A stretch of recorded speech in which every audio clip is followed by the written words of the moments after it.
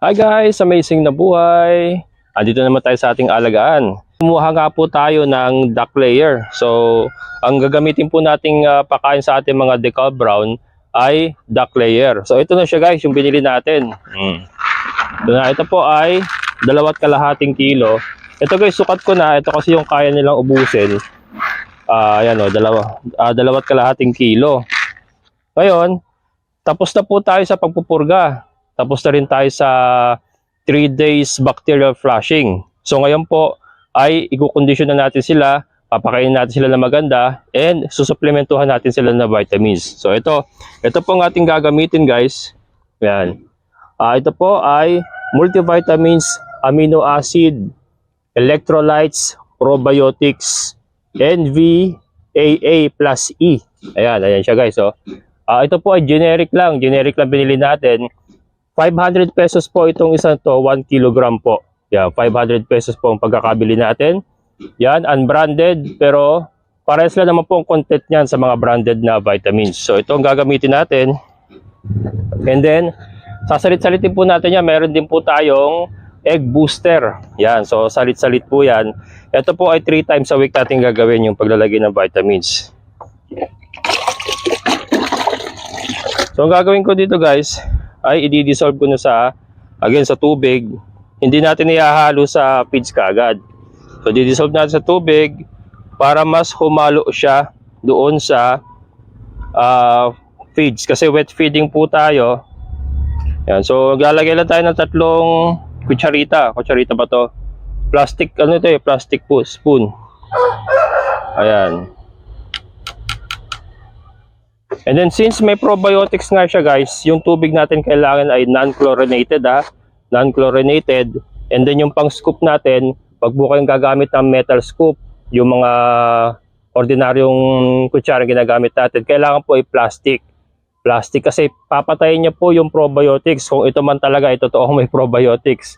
Papatayin niya po yung probiotics na nandito sa vitamins pagka metal spoon and chlorinated po ang tubig na yung gagamitin. So kailangan non-chlorinated, yung napatining ba mga ilang araw pong na stock o yung galing sa deep well, yan, ganyan. Pero pag galing po sa gripo, halimbawa nawasa or yung kung ano po yung connection nyo sa inyong lugar, may chlorine po kasi yon, kailangan patiningin nyo muna. Yan.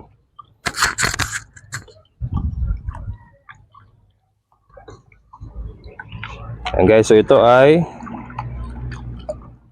haluin lang natin. At yun. Hinahanap ko yung foamy ng aking mic. Yan. So halo na. Ito na guys, ito na yung tsura niya. Pula yan, mapula. Vitamins. So ihalo lang natin sa ating feeds. Ayan, to. Saka natin siya dadagdagan ng tubig.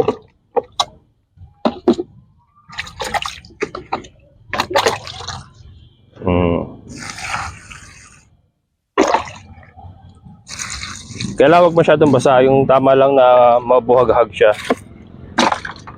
Yan, and then haluin natin para po humalo yung vitamins. So, ayun, nagiba. Ayan, ito kasi guys yung paitlugan na ginagawa natin. Ito yung paitlugan na ilalagay natin doon. So, hindi ko pa natatapos. Ginawa ko na lang munang patungan. Para may pakita ko sa inyo ang paghahalo ng vitamins sa ating feed. So, hindi tayo naglalagay sa inumin tubig. Direkta ako sa pakain guys para ubos kagad nila.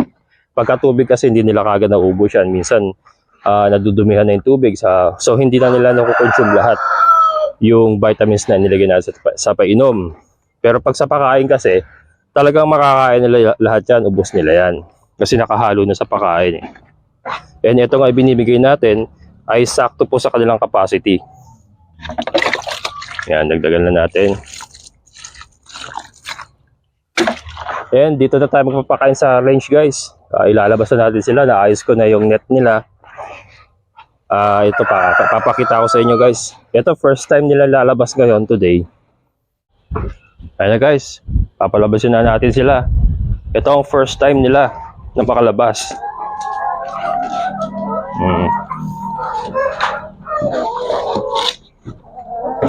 Oh, dito na. Labas na. Akruk, kruk, kruk, kruk, kruk, kruk. Akruk, kruk, kruk, kruk, kruk, kruk.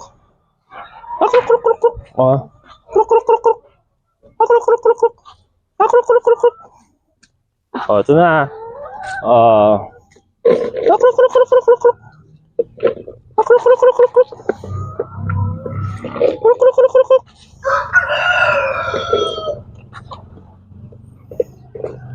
Yun yung pansinin ha. Kruk, kruk, kruk, kruk, kruk. Ito. Kruk, kruk, kruk, kruk. Kruk, kruk, kruk, kruk, kruk. Kruk, kruk, kruk, kruk, kruk. Yan, first time kasi guys. First time nila makalabas, sila ay namamangha sa kanila nakikita. Bago sa kanilang paningin. Yan.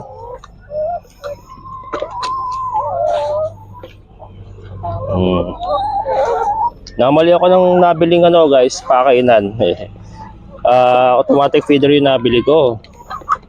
Hindi pala uubra yun sa sa wet feeding kasi hindi bumababa. So ginawa ko, tinanggal ko yung pinakasaklob niya, yung parang balde. Nakaskuro lang naman yun Ang natira itong pinaka niya, parang plato. Ayun, mamaya papakita ko sa inyo. Yun naman ay magagamit pa kung sakaling kailangan natin mag wet feeding, siguro sa mga sisiw o ay may kakabit naman yon, nakaskro lang naman. Tinanggal lang natin yung pagkakaskro. Akruk, kruk, kruk, kruk, kruk, kruk. Akruk, kruk, kruk, kruk, kruk.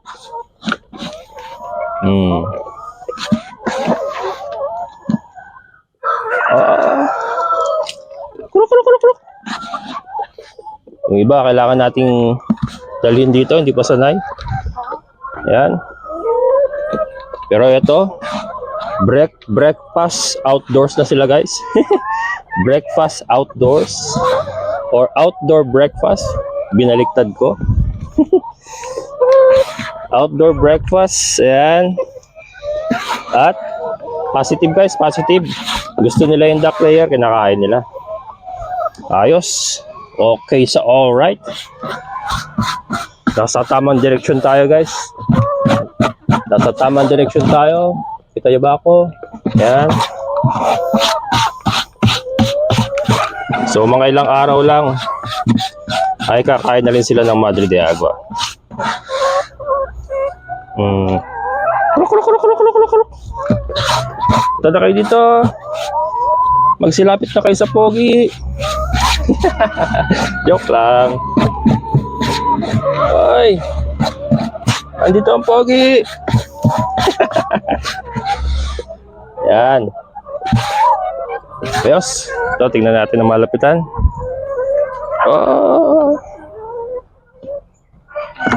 Yeah, guys, bugawin ko lumuni iba. Nandun pa iba sa loob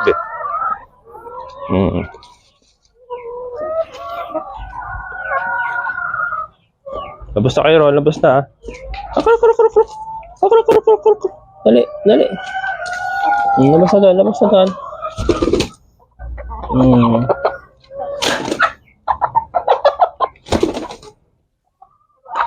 Labas na doon.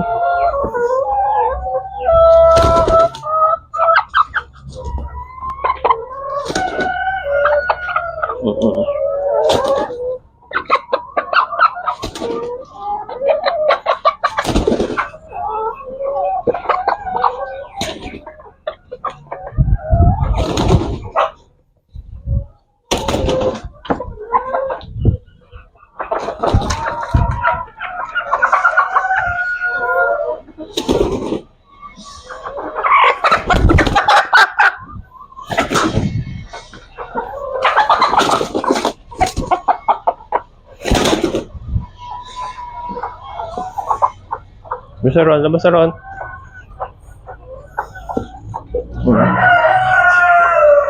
Ligain nito.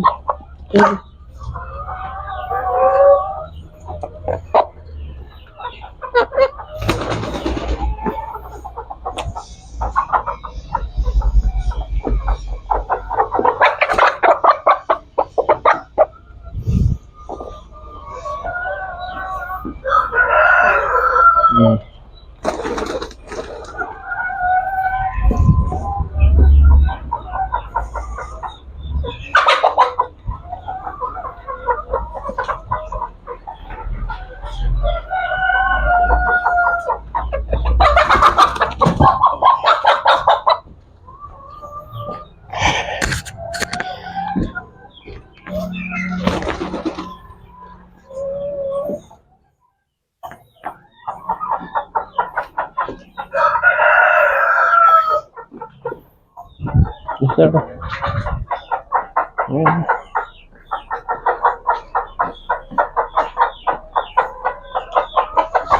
Oh.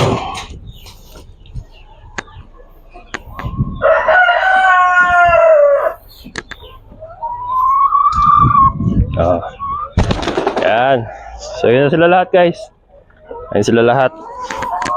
Ito, pakita ko sa inyo.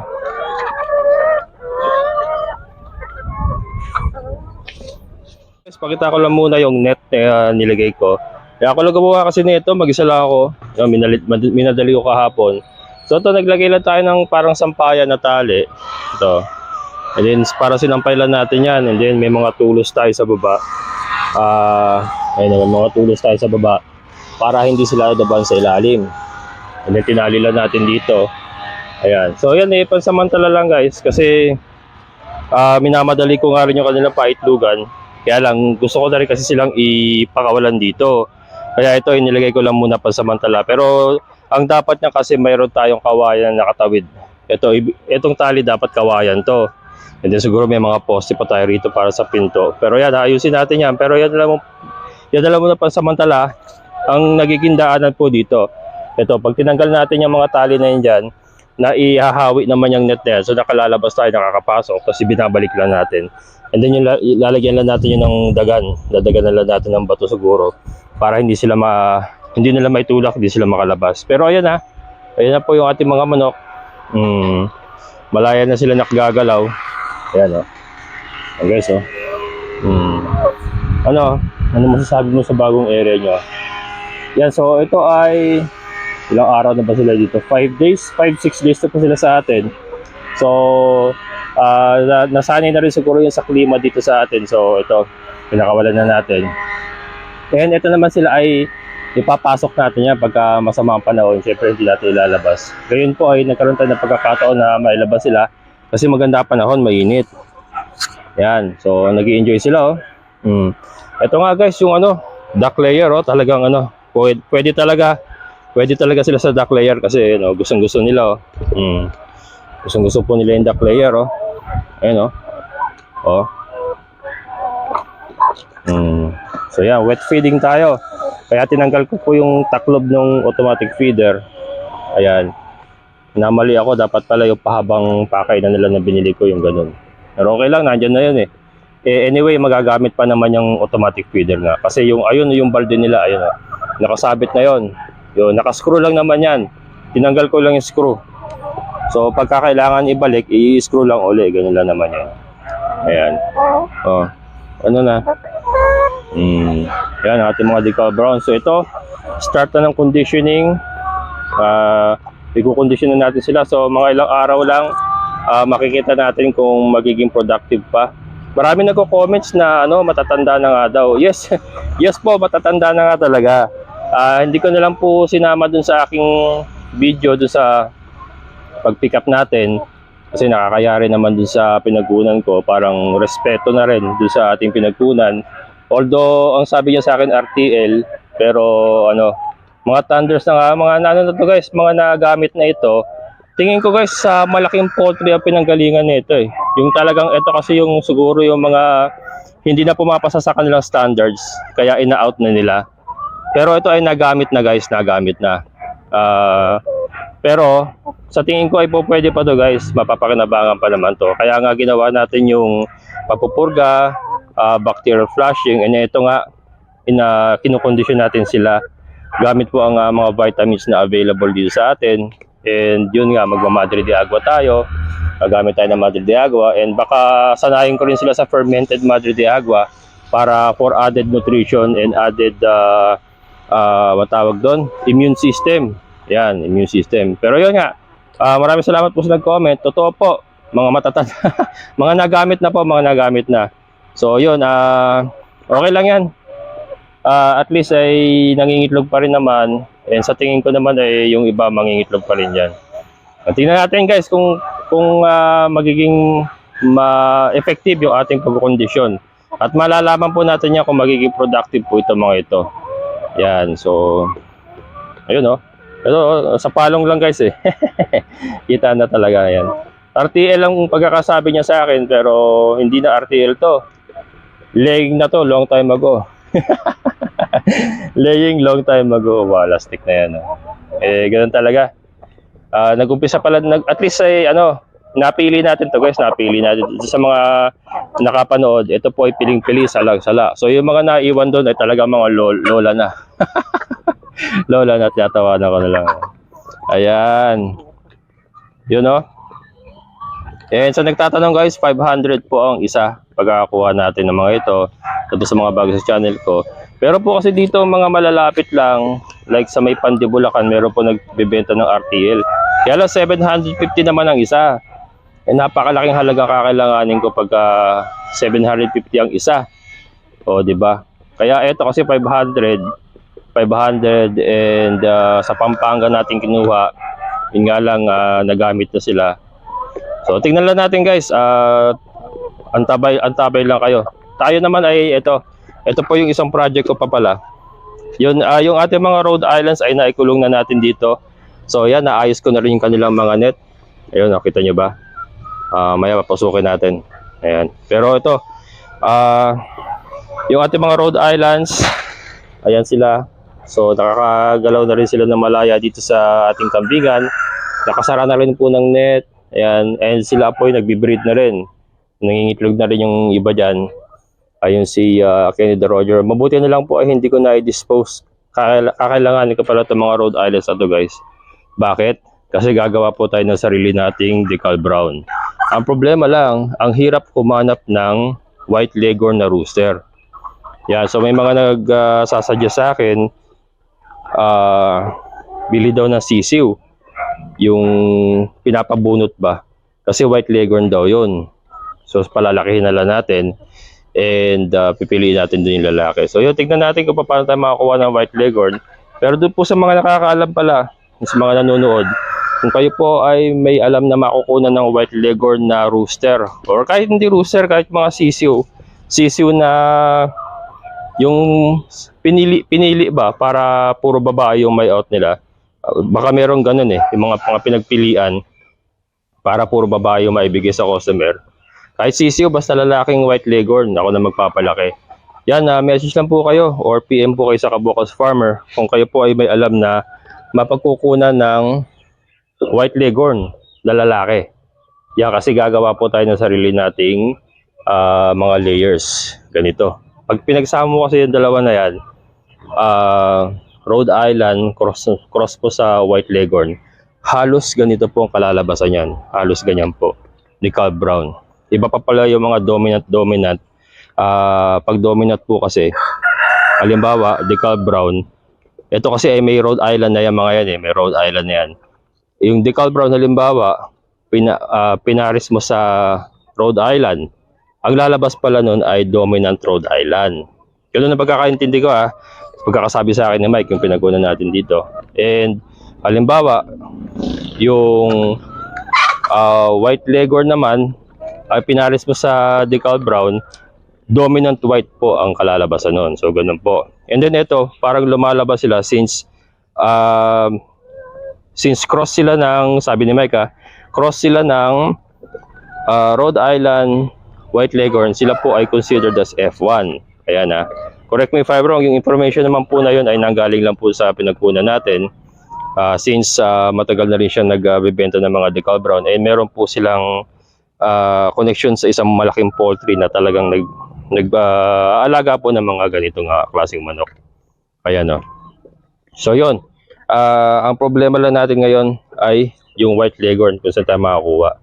Mahirap hanapin guys yung white leghorn na lalaki. Yung babae madali lang, marami nagbebenta nun. Kaya lang lalaki nga kailangan natin. Kahit bading, pwede na yun. Joke lang. Ayan. Alam nyo na yung tubig nyo Ano to? Ba't lumubog? Natapakan ko siguro. Kaya so yan mamaya guys ay ubos na yan. Ubusin nila yan. Sila. Ako ay nakamonitor. Ito guys, pinagsasarahan ko to. Yung mga kanal natin. Ayan. Sinarahan natin ng kawayan. Ayan. Ilagyan natin ng kawayan kasi baka pumasok ang aso. May mga aso kayo sa labas na gala. Baka pumasok ang aso at atakihin yung ating mga alaga. Kaya medyo natagalan din bago ko naayos itong ano. And then ito, iwan lang natin bukas para kung may mangingitlog, papasok na sila dito. And yun nga, yung pinaghaluan natin ng feeds kanina, dito natin ilalagay yun. Yun po ang magiging pugaran. So dito ko ilalagay yan sa gilid. Yan, nakadikit sa yero na yan. Ididikit natin dyan. Makita nyo guys, pagtatapos na. Ongoing pang construction. Ongoing construction. Kaya mamaya pilitin ko matapos yun para malagyan na sila ng pugaran. Mga basket na lang siguro ilalagay natin. Ito yung ano, yung tinanggal natin doon. Nakascrew lang yan guys. So yung screw ko, dalawang na. Nakascrew lang yan mga yan. Ayan, wrong move ako dyan. Pero okay lang, ganun talaga. Bago lang kasi. Hindi ko naman alam na ano. Akala ko kasi bababa kahit basa. Hindi pala, dumidikit pala. Elastic na yun. Ayan, ito, sinarhan din natin to. Ito, dapat ito, malagyan ko pa ng ano to. Baka net na lang ilagay ko dyan. Ayan, kasi pero ano naman to. Ito, hanggang leg ko na to eh. Hanggang leg ko na taas nito eh. So, hindi naman na siguro nila basta-basta tatalunin yan. Importante lang wala makapasok na aso or anumang pwedeng umatake sa kanila dito. Ayan. So, secured naman. Dito, okay lang naman sila makapag-over the bakod dyan. Kasi sa atin pa rin yan. Ito lang iniingatan ko. Ito, lalagyan ko pa ng net to guys. Tataasan ko pa yan. Hindi lang basta ganyan yan. Napatungan ko pa ng net yan dito. Sa ibabaw. Yan. May net pa sa ibabaw yan. Ganyan. Para mas pataas. Kasi ito ang kailangan nating sarhan talaga. Gawa ng baka dito sila mag-over the bakod. Sa labas na kasi yan eh. Wala na tayong control dyan. Oh. Pag dyan sila nakalabas, anything can happen sa kanila kung ma-atake ng aso or mawala, di ba? Ito yung mga kuha, hindi ko pa naayos. Ano sila guys? Tingnan natin sila dito sa ano, medyo malayo-layo. Ayan. Diba, ang ganda, kung marami talaga oh. Pararamihin natin yan. Makahanap lang ako ng white leghorn talaga. Talagang ipo-full blast ko breeding nito. And then, pansariling gamit, hindi natin bebenta guys. Kasi, plano ko nga talaga magnegosyo na ng brown eggs. Ang dami ko na kagad customer guys. Meron na kagad akong 4 na customer na waiting. Mga mga lugawan, saka titinda ng mga agahan. Yan, yun po ang ating pinupunteriya. Direct tayo sa consumer. Hindi tayo magbebenta sa mga wholesaler para mas kumita tayo maganda. Yan. And kaganda kasi sa egg production guys, yung itlog na kinukuha natin, hindi natin kinakata yung mismong manok. So yun po isa rin nakita kong kagandahan sa egg production. Yung manok po ay tatagal po ang gamit. So kolekta lang tayo ng itlog. Ito magpangit sa guys, yung pahaba. Madali nila itataob eh. Unlike itong pabilog kasi, hindi nila basta-basta na itataob. Yan. Again guys kung may alam kayong nakukunan ng white leghorn, yan, message lang po kayo. Baka matulungan nyo ako.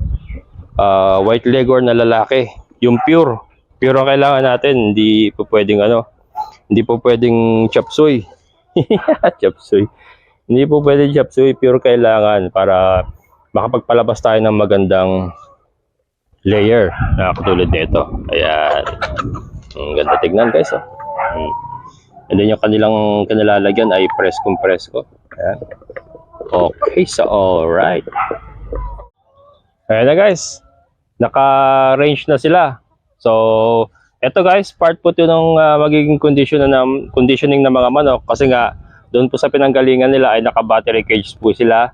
Inamin naman po sa akin ni Mike na naka-battery cage sila.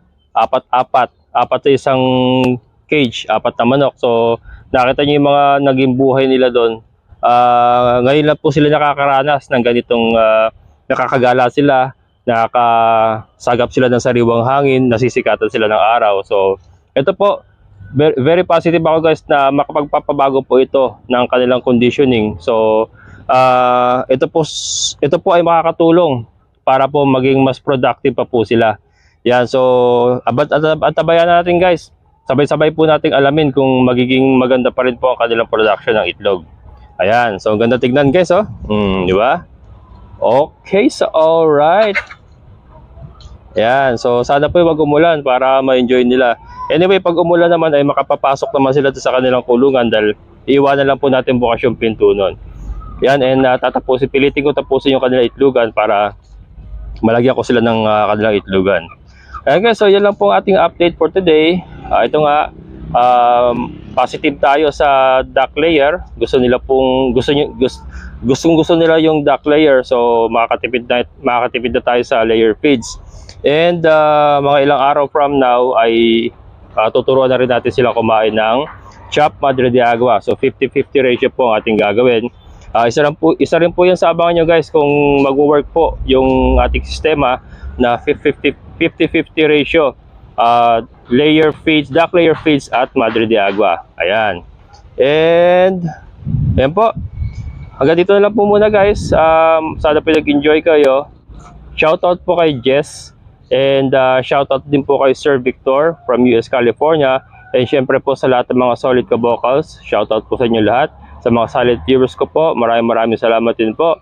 And sa mga bago sa channel ko, kung nagugustuhan po ating mga content, sana po mag-subscribe na kayo. And then click lang po yung notification bell para ma-notify kayo sa mga bagong videos na upload ko.